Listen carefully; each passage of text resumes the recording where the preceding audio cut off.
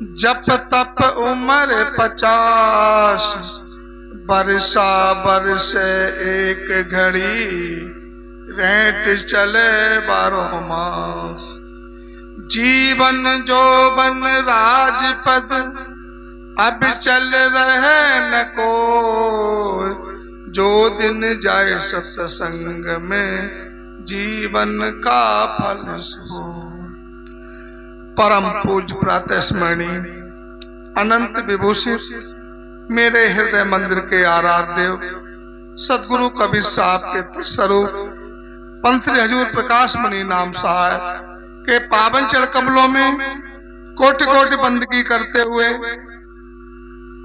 परम पूज्य उदित मुनि नाम साहब के पावन चरण कमलों में कोटि कोटि बंदगी करते हुए, गुरु गोसाई भान प्रताप साहब के पावन चरण कमलों में कोटि कोटि बंदगी करते हुए, परम पूज्य महंत बालक दास साहब के पावन चरण कमलों में कोटि कोटि बंदगी करते हुए, हमारे गद्दी आसीन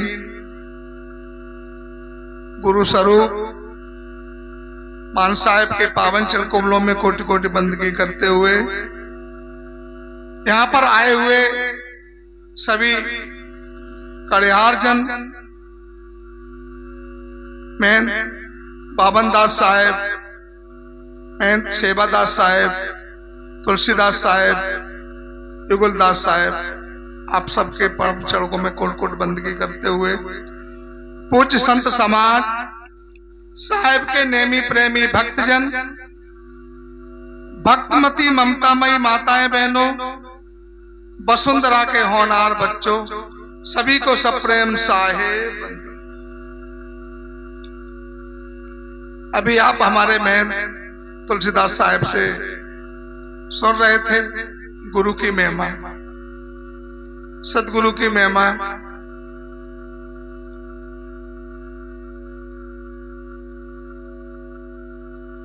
सतगुरु की महिमा अनंत, अनंत किया उपकार, लोचन अनंत उगाड़िया, अनंत दिखावन।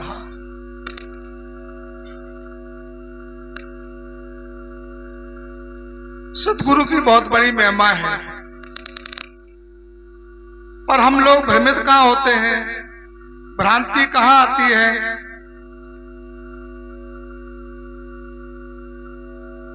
साहब ने कहा है, कथनी कथे सो पूत हमारा, करनी करे सो नाती, और रहनी रहे सो गुरु हमारा, हम रहनी के साथ। जो कथ रहा है, अब कथना कैसी, जान पहुंचे रवि, वहां पहुंचे कवि, और जानक पहुंचे कवि, और वहां पहुंचे अनुभव। ऐसे ही अनुभव से रामायण, वाल्मीकि रामायण है, आप लोगों ने पढ़ने को मिली हो, आपने देखा होगा। उस पे लिखा है, सबसे पहले उस पे लिखा है सत्य सुकृत। उसके बाद गोस्वामी तुलसीदास जी ने उसका हिंदी में रूपांतरण किया, तो उसमें कुछ परिवर्तन आया। रामानंद जी सागर ने जब रामायण का सीरियल बनाया, तो बताया कि 28 रामायणों का संकलन करके हमने जो बनाया। तो रामायण तो एक थी, उसकी 28 रामायणें बन गई। भगवान कृष्ण ने जो गीता का उपदेश दिया, वो मानव कल्याण के लिए दिया। उस गीता की बात को आज हम और आप उसका अर्थ लगा रहे हैं, उसकी टीकाएं कर रहे हैं। गीता एक, टीकाएं हजार। इसी प्रकार से हमारे कबीर पंथ में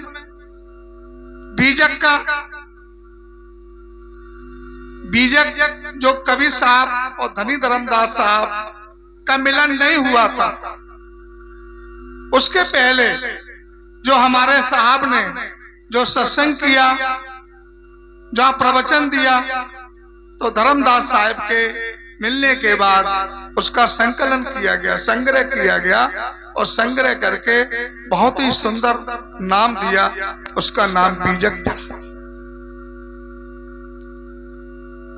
उसके पहले जैसे साहब ने कल बताया, 3 और साहब के शिष्य थे, जागू, भागू, सुरती, गोपाल। तो जब धर्मदास साहब का बीजक पढ़ा गया तो मान बढ़ाई धर्मदास साहब की जब होने लगी तो उनसे सहन नहीं हुआ। जब सहन नहीं हुआ, वैसे भी साहब ने कहा है कि कंचन तजना सहज है, सहज त्रिया का नेह, और मान बढ़ाई ईर्षा, दुर्लभ तजना ये। बड़े बड़े संतों महंतों से, बड़े बड़े मठाधीशों से साहब ने कहा है, बड़े बड़े महापुरुषों से साहब कहते हैं कंचन तजना, रुपया पैसा त्यागना बहुत छोटी बात, स्त्री का मोह त्याग देना बहुत छोटी बात है, पर मान बढ़ाई ईर्ष्या त्यागना बड़े बड़ों की बात, बड़े बड़े लोग नहीं त्याग पाते। तो इस तरीके से उनको जब ईर्ष्या हुई धर्मदास साहब से, तो उन्होंने क्या किया, बीजक ग्रंथ को ही चुरा लिया, और बीजक ग्रंथ को चुरा करके जहां पर धर्मदास साहब का नाम था उस नाम को मिटा के कहें कबीर सुनो वैसे। इस तरीके से साहब ने कहा भी है कि भगवान दास बड़ भक्त का आई, बीजक ग्रंथ ले गए चुराई, और चोरी करे सो चोर का। तो इस तरीके से वो बीजक ग्रंथ को आज हमारे कबीर पंथ की कई गद्दियां जो चल रही हैं, बहुत से लोग बीजक ग्रंथ का उदाहरण देते हैं, क्योंकि उन्होंने अपने, उनके गुरु ने लिखा, शिष्य को समझ में नहीं आया तो शिष्य ने अपने मन से लिख दिया। कई टीका कर दिए बीजक के, और कहते इसमें ऐसे लिखा है, इसमें ऐसे लिखा है, उदाहरण देते हैं, और बीजक ग्रंथ को ही कबीर साहब का ग्रंथ मानते हैं, बाकी ग्रंथ साहब के जो है उन्हें नहीं मानते, क्योंकि उन्होंने अपने हिसाब से लिख लिया है। इसी तरीके से हर ग्रंथ का इसी प्रकार से टीका होकर के मिलावट होती गई, और जिसके मन में जैसा विचार आया उसने ऐसा लिख दिया।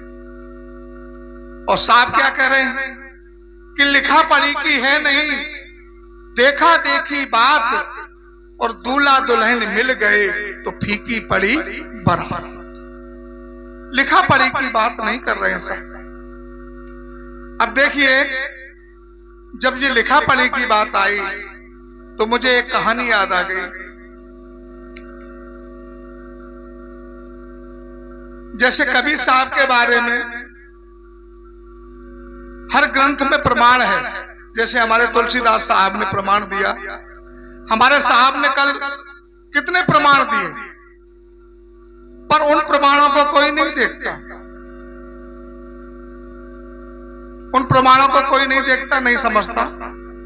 एक छोटी सी किताब में साहब का जीवन परिचय लिखा है, तो वो कैसे है,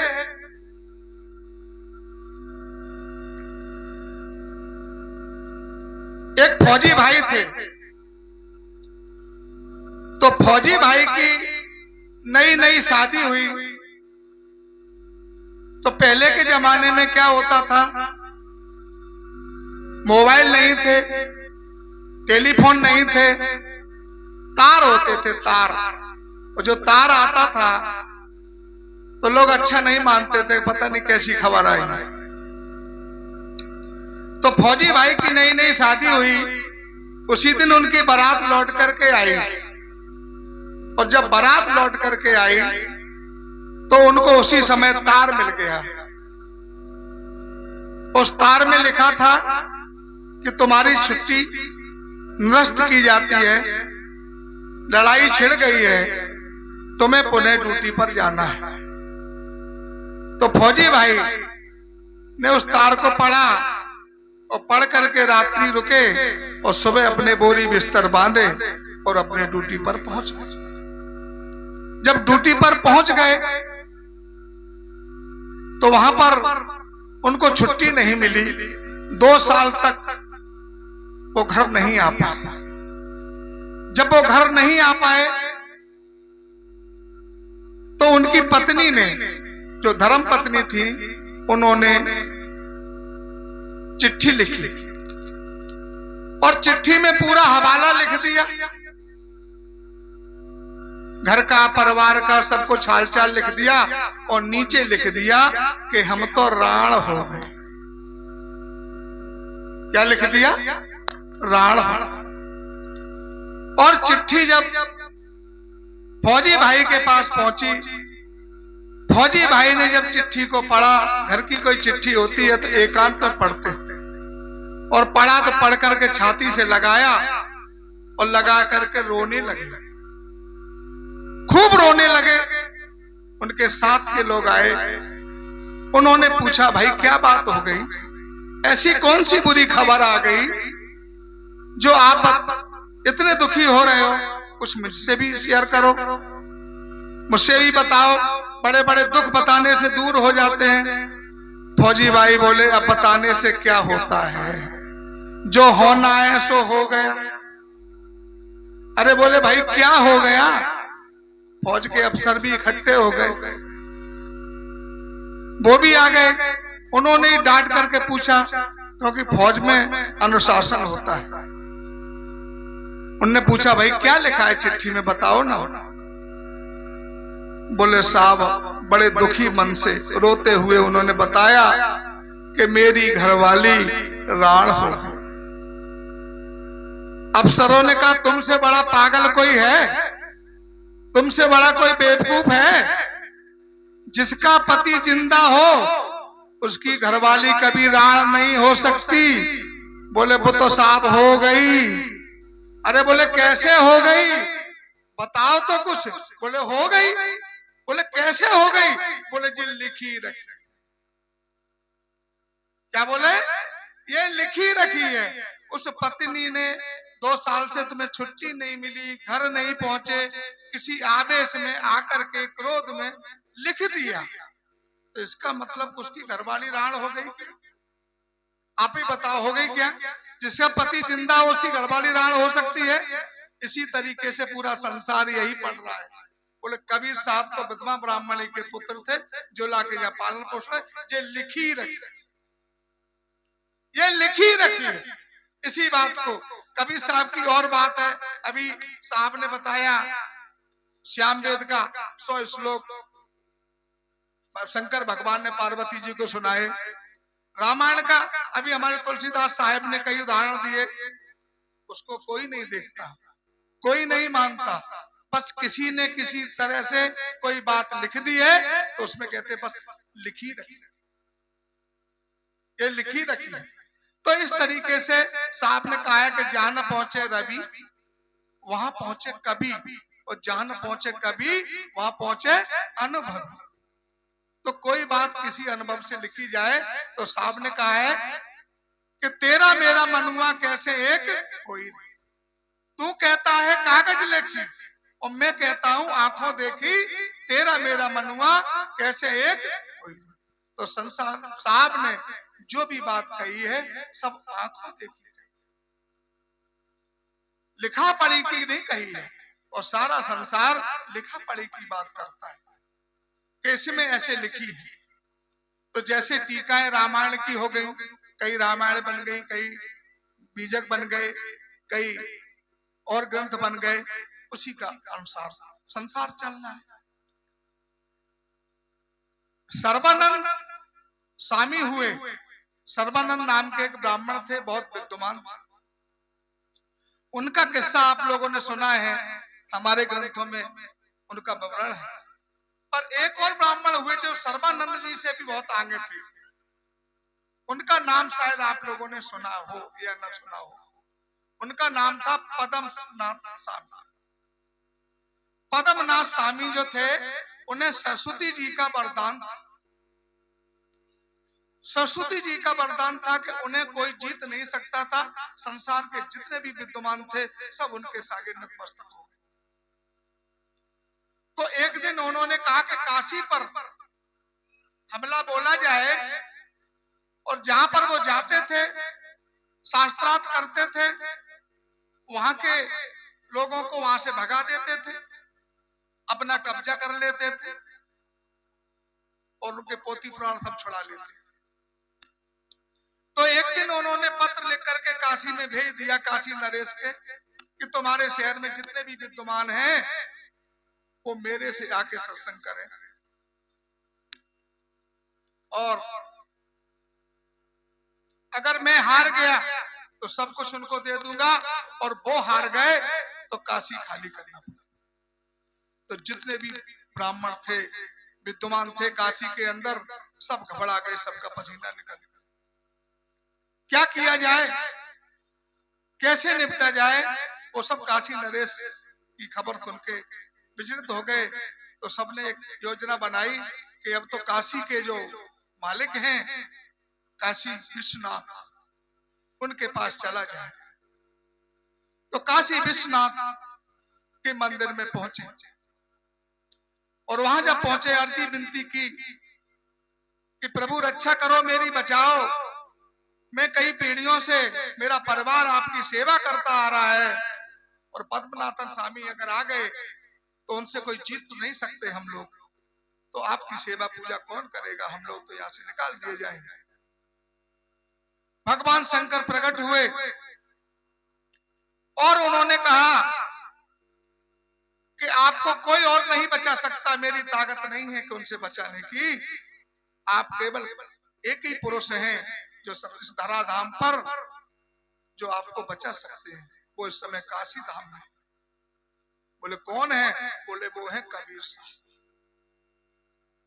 कबीर साहब की शरण में चले जाओ तो बच सकते हो, नहीं कोई और नहीं बचा सकता।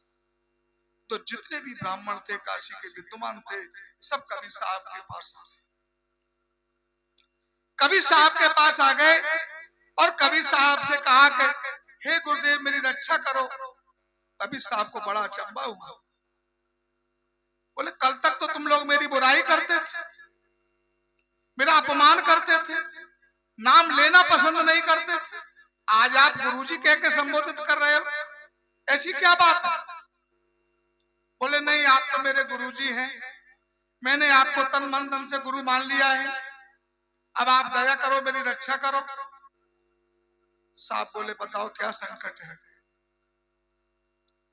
कि पद्मनाथन स्वामी जी आ रहे हैं, उनसे कोई मुकाबला नहीं कर सकता, और हम लोग हार जाएंगे तो मुझे काशी खाली करना पड़ेगी, अब आप ही उनसे बचा सकते। साहब ने कहा कोई बात नहीं, आने दो, देखा जाए। पद्मनाथन स्वामी ने जो समय दिया था उस समय पर आ गए, और आकर के कहा कि भाई बताओ आप लोग कैसे मुझे सत्संग करोगे, सब मिलके करोगे कि अलग अलग करोगे? तो काशी के जितने विद्वान थे सब बोले कि ना मिल के करूंगा ना मैं अलग अलग करूंगा, हमारे गुरु जी आपसे सत्संग करें। आपका गुरु कौन है? बोले कबीर साहब। बोले कबीर साहब कैसे हो सकते हैं आपके गुरु? कबीर साहब कब से आपके गुरु हो गए? नहीं, बोले वो बहुत पुराने गुरु है हमारे, वही हमारे। बोले चलो बुलाओ। बोले वो आते नहीं है, वो उनके पास आपको जाना पड़ेगा। साहब को खबर भिजवा दी कि साहब पद्मनाथन स्वामी आ रहे हैं। साहब ने आसन लगवा दिया। तो पद्मनाथन स्वामी ने पूछा कि बताइए, पूछिए मेरे बारे में, आपका कोई प्रश्न हो। साहब ने कहा मेरा कोई प्रश्न नहीं है, और जो प्रश्न है उसका उत्तर भी मेरे पास है।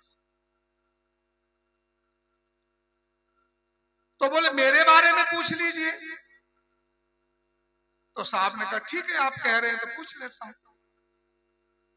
तो साहब ने कहा ये बताइए पंडित जी, आपने जितना ज्ञान अर्जित किया है, पढ़कर समझा है कि समझ के पढ़ा है? क्या कहा साहब ने? कि पढ़कर समझा है या समझ के पढ़ा है? अब पद्मनाथन स्वामी को ये बात उम्मीद नहीं थी कि ये भी कोई बोल सकता है।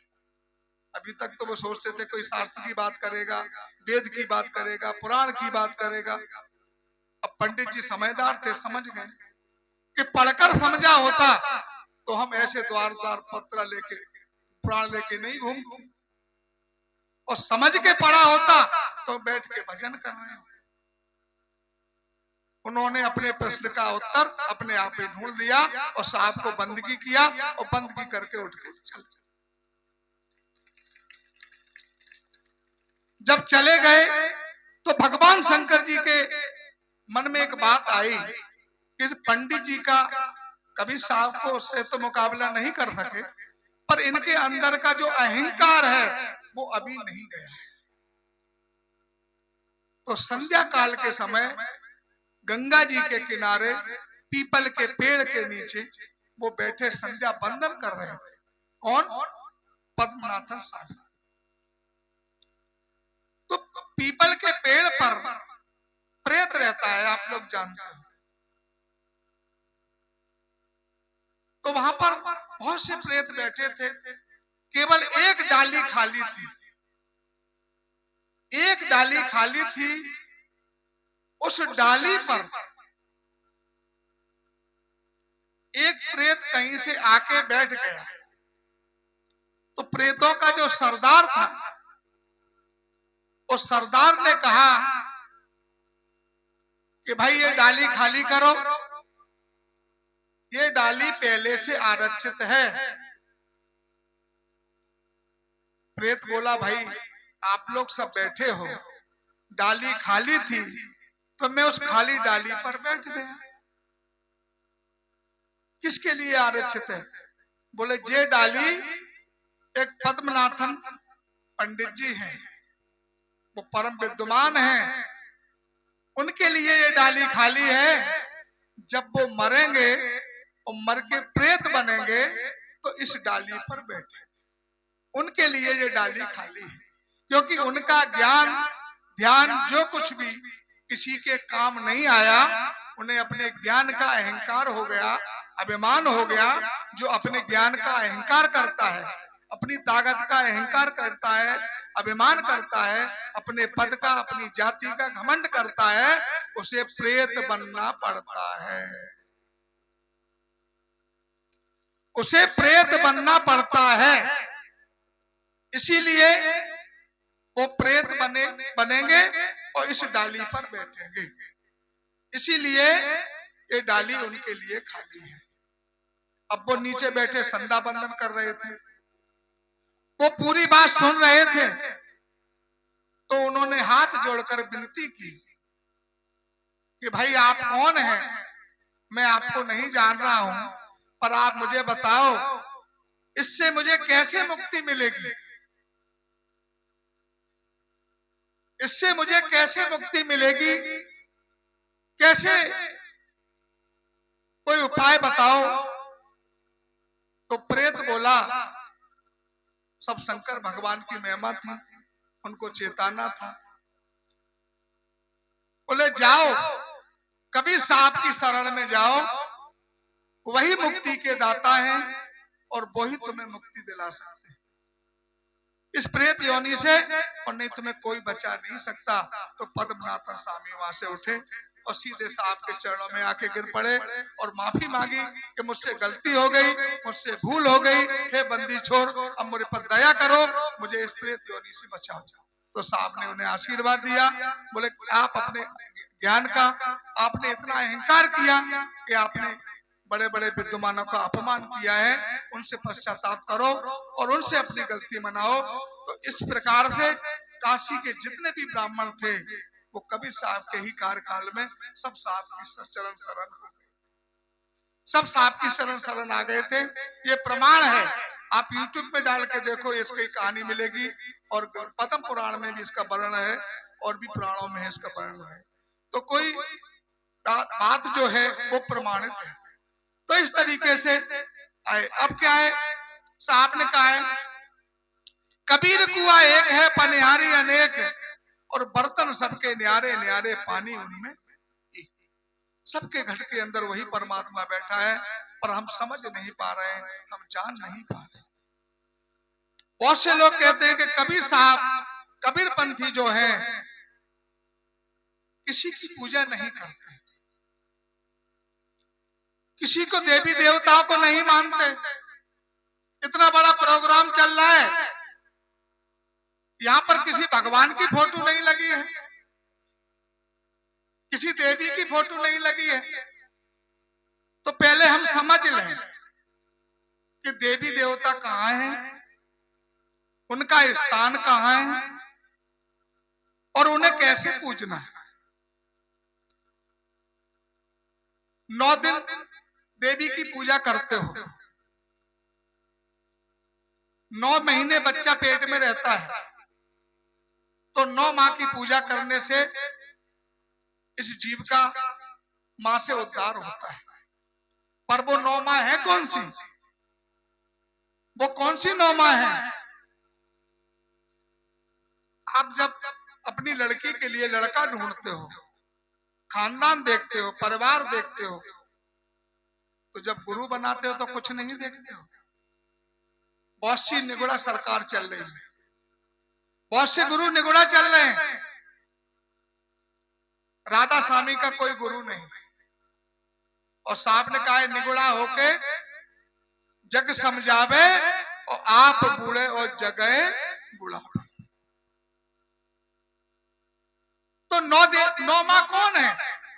पहली हमारी दादी माँ, दूसरी हमारी नानी माँ, तीसरी हमारी माँ, चौथी ताई, पांचवी चाची, छठवीं मामी, सातवीं मौसी, आठवीं बुआ और 9वीं भाभी।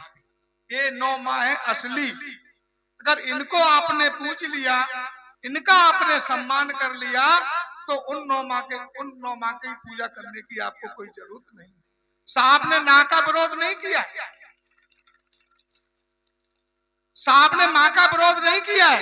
साहब भी कहते हैं माँ को मानो, माँ का दर्जा भगवान के दर्जे से बड़ा होता है, माँ का दर्जा भगवान के दर्जे से बड़ा होता है। पर उन माँ को मानो जो माँ है, जो असली माँ है, उन्हें मानो। एक मंदिर वो है जिसे हमने बनाया है और हम ही पूजते हैं, और एक मंदिर वो है जिसमें हम रहते हैं, और उसमें कौन से भगवान रहते हैं, कौन सी देवी रहती हैं? जिन्होंने हमें पैदा किया है। तो कौन सा मंदिर बड़ा हुआ? साहब ने कहा मंदिर जाओ, पर कौन सा मंदिर? उस मंदिर में जाते हो, चप्पल उतार के जाते हो, बीड़ी तंबाकू निकाल के जाते हो, दारू पी के, शराब पी के नहीं जाते। और अपने मंदिर में जब आते हो तो आप सब कुछ करते हो, नशा भी करते हो, शराब भी पी करके आते हो। और मंदिर कौन सा बड़ा है, और कौन से मंदिर को आप बड़ा मान रहे हो? तो साहब ने मंदिर का विरोध नहीं किया। साहब ने कहा समझ लो। लोग कहते हैं कबीरपंथी लोग गणेश जी का पूजा नहीं करते। मैं जो कहता हूँ हर कोई ऐसा कोई व्यक्ति नहीं है जो गणेश जी की पूजा नहीं करता हो। गणेश जी का स्थान कहाँ पर है हमारे शरीर में? चाचा जी बताएं। सबसे नीचे जहां से हम मल त्यागते हैं। तो हम अगर किसी को, हमारे घर में कोई आता है, हम किसी को बिठालते हैं, आसन देते हैं, तो वही तो गणेश पूजन है। हम किसी को जल पिलाते हैं, पहले के समय में लोटा में पानी पिलाया जाता था, गुड़ बतासा साथ में दिया जाता था, तो वो ब्रह्मा जी की पूजा है।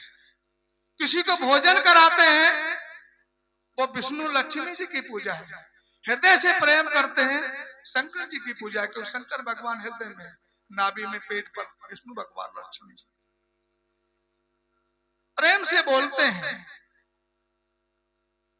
सब अष्टांगिनी विशुद्धि चक्र यहाँ पर है, यहाँ पर हमारे गले में अष्टांगिनी का वास, और यहाँ पर चंदन तिलक क्यों लगाते हैं? यहाँ पर निरंजन का वास है। तो इस तरीके से ये निरंजन की पूजा हो गई, गले से प्रेम से बोलना अष्टांगिनी की पूजा हो गई, हृदय से प्रेम करना शंकर भगवान की पूजा हो गई, भोजन कराना विष्णु जी की पूजा हो गई। पर आज के समय में तो गणेश पूजन होता ही नहीं है। आप लोग शादी ब्याह में जाते हो, हमारे साहब तो फिर भी आपको पत्तल पर बिठाल के खिला रहे हैं। शादी में जाते हो आप लोग, बफर में खड़े खड़े जाते हो, खड़े खड़े खाते हो और खड़े खड़े लिफाफा देते हो और खड़े खड़े चले आते हो। गणेश पूजन कहाँ हुआ? कोई बैठने की कहता है? जब आपको बिठाया ही नहीं जाता तो गणेश पूजन कहाँ हुआ? अब उनसे पूछो कि गणेश पूजन आप नहीं करते हो कि हम नहीं करते? हमारे यहाँ तो वो परंपरा है, संतों को भोजन कराया जाता है, किसी को भोजन कराया जाता है तो सबसे पहले चौकी लगा करके आसन लगाया जाता है, उस आसन पे बिठाया जाता है।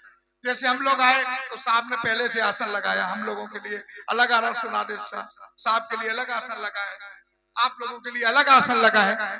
तो यही तो गणेश पूजन है। और किसे गणेश पूजन मानते हो? तो साहब ने सबको, सबकी मर्यादा को रखा है, सबकी मर्यादा का साहब ने ध्यान रखा है। हमारे चौका आरती में सबको आसन दिया है, सबके स्थान है। पश्चिम दिशा में जो आसन लगता है गणेश जी का ही तो है। उत्तर दिशा में जो आसन लगता है, आरती सजाई जाती है, वो शिव और पार्वती का है। दक्षिण दिशा में जो आसन लगता है और वो विष्णु लक्ष्मी जी का है। पूरब दिशा में जो 5 बाती का कलश जला के रखा जाता है वो अष्टांगिनी का है। और पश्चिम और दक्षिण के बीच में जो आसन होता है 2 पंखुड़ी का, वो निरंजन का है, जहाँ नारियल रखी जाती है। बीच में हमारे सतपुरुष का स्थान होता है, जहाँ छत लगा करके 125 पान, 125 मिष्टान, 7-8 वस्त्र रखा रहता है। तो हमारी चौका में जो पूजा होती है वो कोई छूटता नहीं। 84 लाख योनियों की रचना होती है, 68 तीर्थ स्थापित होते हैं और 52 अक्षर से 4 वेद, 6-7 18 पुराण बने, उनकी रचना होती है और 36 जातियां बनी। इसलिए ब्राह्मणों को 52 क्यों कहा जाता है? क्योंकि पहले वेद पुराण, आज भी वेद पुराण शास्त्रों के ज्ञाता कौन थे? ब्राह्मण ही थे।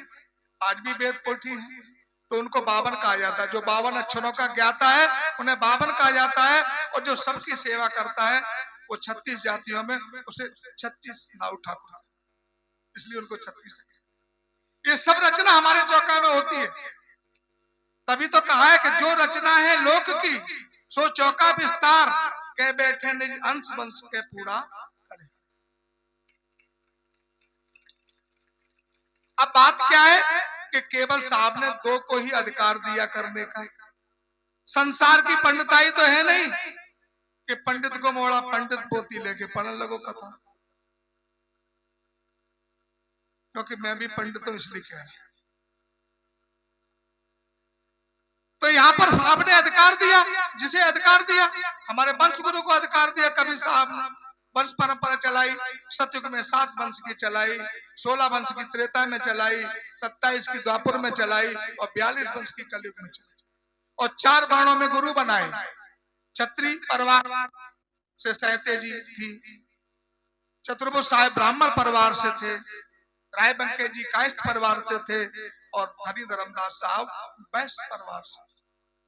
4 वर्ण साहब ने बनाए। भागवत में 4 वर्ण बैठते हैं ना, बैठाते हो, पर एक ही जाति के बैठते हैं। पर हमारे साहब ने जब तक सृष्टि रहेगी, जब तक ये पृथ्वी रहेगी, तब तक के लिए साहब ने 4 गुरु बना दिए 4 वर्णों में। जहां भी यज्ञ साहब का होगा उन 4 गुरुओं को स्थान दिया जाएगा। अभी हमारे साहब बता रहे थे तुलसीदास जी कि 6 पालंग का निरंजन का शरीर है। तो एक पालंग की लंबाई चौड़ाई कितनी है? हमारे वंशदीप सागर में लिखा है 8,16,66,666 2.5 योजन का एक पालंग होता है। इसमें अगर 6 का गुणा कर दे तो 49,000 करोड़ कोटि योजन बनता है और इसमें अगर 12 का गुणा कर दे तो 98,000 करोड़ कोटि योजन बनता है। तो जब साहब को, जब कुरुम जी को निरंजन ने परास्त कर दिया, साहब को बड़ी चिंता हो गई कि अपने से दूने को परास्त कर दिया तो साहब सतलोक गए और वहां से साहब ने धर्मदास साहब को भेज दिया। 4 गुरु संसार में, धर्मदास बड़ अंश, मुक्त राज लिख दीनिया, अटल 42 वंश। तो हमारे वंशदीप सागर में धर्मदास साहब के शरीर का आकार बताया है 32 पालन। इसलिए धर्मदास साहब को कहा जाता है बड़ा अंश। धर्मदास साहब को बड़ा अंश कहा जाता है कि सबसे बड़े अंश थे सतलोक के, और उन्हें भी आकर के निरंजन ने फंसा दिया। 70 साल तक धर्मदास साहब फंसे रहे और पहले ही वायदा करके आए थे, कह के आए थे कि अगर मुझे आप कह रहे हैं कि निरंजन मुझे फंसा लेगा, तो उसका इतना जाल है, तो आप मुझे उबारोगे कौन? तो साहब ने कहा मैं आऊंगा, मैं स्वयं आऊंगा। तो इसलिए साहब 14 बार आए हैं। धर्मदास 13वीं बार में साहब आए, धर्मदास साहब को मिले हैं, और आखिरी में गरीबदास साहब कलयुग। तो इस तरीके से कलयुग में 14 बार साहब प्रकट हुए हैं, और जब वंश 42 की स्थापना कर गए तो साहब ने कहा है कि जब तक 42 रहेंगे कायम वजीर, तब तक जगत में नहीं आएंगे। क्योंकि क्यों नहीं आएंगे? कि वंश 42 हम सही, वंशई रूप हमार, और जा में 2 कर माने हैं, परे 84 धार। वंशन और कहा बे भाई, और धर के देह पुरुष ही आई। कोई और नहीं है, हमारे वंश गुरु है। और देखिए, आप कोई भी पुराण पढ़ लो, 4 संसार में 4 शंकराचार्य हैं, उनको नहीं पता है कि हम कब आएंगे और कब जाएंगे, मेरे बाद कौन बनेगा। पर हमारे साहिब का सतलोक से लेके और कलयुग तक पहले से निश्चित है कि ये वंश गुरु आएंगे। इनके समय में इतने जीव सतलोक जाएंगे, इतने कलिहार सतलोक जाएंगे। इनका समय कार्यकाल गति का इतना रहेगा। सतगुरु कबीर साहब पहले से लिख गए। ऐसा कोई प्रमाण, ऐसी कोई बात अगर किसी धर्म संप्रदाय में, किसी वेद पुराण में अगर मिलती हो तो उदाहरण देके बताएं। हमारे ग्रंथ के, हमारे कबीर साहब के पंथ के अलावा सतयुग से लेके कलयुग तक का प्रमाण अगर किसी का मिलता हो तो बताइए। भगवान राम का कौन सा वंश चल रहा है? भगवान कृष्ण का कौन सा वंश चल रहा है? परशुराम जी का कौन सा वंश चल रहा है? हमारे कबीर साहब का सतयुग से लेके कलयुग तक बराबर वंश चल रहा है।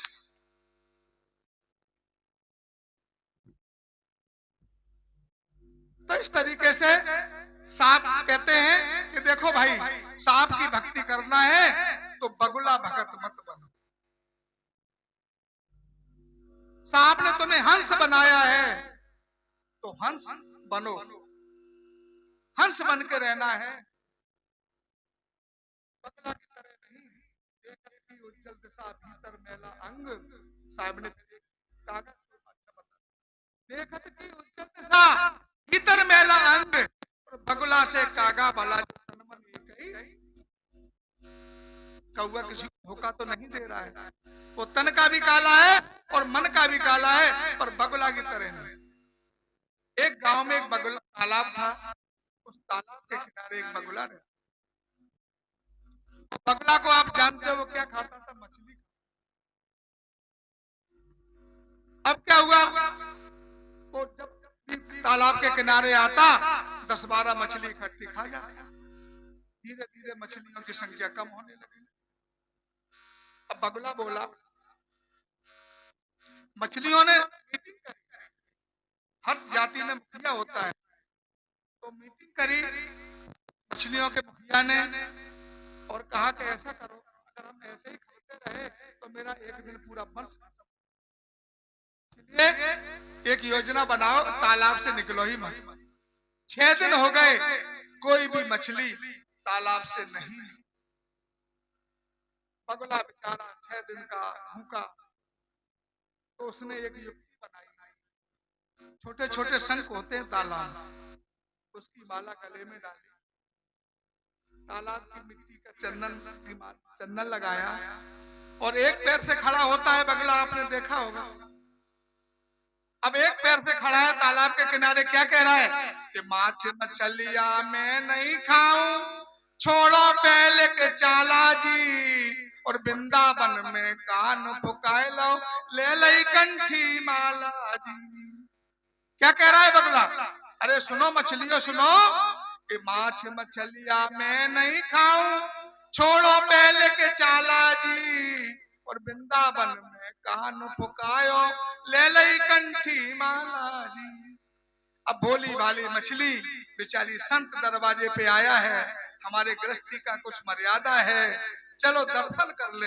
वो बेचारी एक साथ निकल पड़ी, 6 दिन का भूखा बगुला 7-8 उठा के खा गया, और फिर यही कह रहा है कि माछ मछलिया मैं नहीं खाऊं, छोड़ो पहले के चाला जी, और वृंदावन में कान फुकाए लो, ले लई कंठी माला जी। तो ऐसी कंठी माला लेने से कोई फायदा नहीं है। साहब कहते हैं आप हंस बने हो तो हंस बन के रहो, सकलो दुर्मत दूर करो, जीवन सफल बनाओ, और कागवृत्ति को छोड़कर हंस गमन चले। हमारे बहुत से कबीरपंथी भाई कई प्रकार के नशा करते हैं। शराब, किसी ने बहुत सोच समझ के इसका नाम रखा है शराब। सा से सत प्रत सत, रा से राक्षस, और बा से बनाने वाली, उसका नाम शराब। दूसरा नाम क्या है? दारू, जो दाव पे लगा दी रू। गांजा, गांजा पिए गुर ज्ञान घटे, और खून घटे अंदर का, और खांसत ख्यासत प्राण कड़े, और मुंह हो जाए बंदर से। और साहब क्या कहते हैं? तम्बाकू कौन खाता है, बीड़ी कौन पीता है? साहब कहते हैं पान खाए राजा। कौन सा पान? तमोली वाला, 15-20 रुपए का आता है, बड़े लोगों का शौक। पान खाए राजा, बीड़ी पिए चोर, खैनी खाए बेवकूफ जो थूके चारों ओर। तड़क तमाकू सुंदर नारी, पहले डाले कलेजा फारी, दूजे अंग भंग कर दे, तीजे नैन जोत हर ले, चौथे पैसे का नुकसान, पांचवा मुख गंदा कर दे, कहें कबीर समझाई, और नशा करो मत मेरे भाई। साहब आपको भाई बना रहे हैं, कितनी शर्म की बात है। सदगुरु परमात्मा हमको भाई बना रहे हैं, अपने जैसा बना रहे हैं, और हम क्या कर रहे हैं? उनकी बात की गौर नहीं कर। एक तो भाई ऐसे हैं बिना नशे के जीते हैं, और एक जो भाई ऐसे हैं टट्टी में बीड़ी पीते।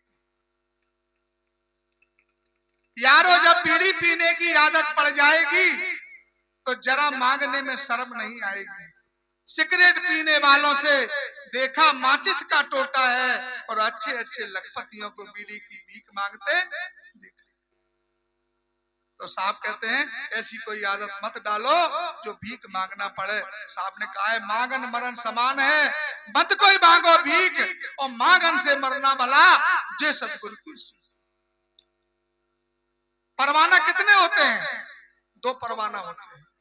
एक परवाना होता है हमारे सतगुरु का, और एक परवाना संसार का होता है। इसलिए हमारे साहब ने वकालत नहीं करी, क्योंकि ये परवाना जब किसी के मुकदमा लगता है, किसी पर केस लगता है, न्यायालय में केस चलता है, 2 गवाही लगती है, और 2 गवाही के माध्यम से वो फैसला होता है। फैसला होकर के मजिस्ट्रेट उसमें आदेश लिखता है, और वो आदेश जेल में जाता है जेलर के लिए, तो उसको भी परवाना कहते हैं। तो वो परवाना हमें संसार की जेल से छुटाता है। 2 गवाही लगती हैं, बिना गवाह के केस खत्म नहीं होता। ऐसे ही हमारे साहब की गवाही है, साखी आखी ज्ञान की समझ देख मन माए, और बिन साखी संसार के झगड़ा छूटत। और एक परवाना वो सतगुरु का है, एक पान बरई का जो हाथों हाथ बिकाए, और एक पान सतगुरु का जो अमर लोक ले जाए। तो वो परवाना से पूरा हाल लिखा रहता है आपके केस का, और जेलर के पास जाता है तो जेलर परवाना पाते ही छोड़ देता है। ऐसे ही संसार के जेलर हमारे निरंजन है, तो जब वो परवाना देखते हैं तो तुम्हें सत्य लोक का रास्ता दिखा देते हैं, चले जाओ, यहाँ आपको रुकने की जरूरत नहीं। तो वो परवाना पाने के बाद अगर आप सतगुरु के सच्चे भक्त हो, फिर इस मुख में कुछ और नहीं खाना है।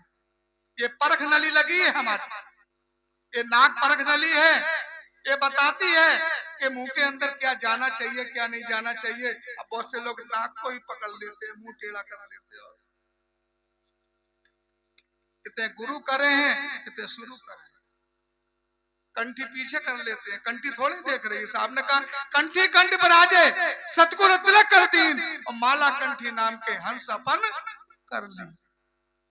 कंठी तो हमेशा गले में, दया का चिन्ह, दया कंठी जिस दिन से पहनी दया आ गई हमारे हृदय में, और दया का सबसे बड़ा साहब ने बताया है।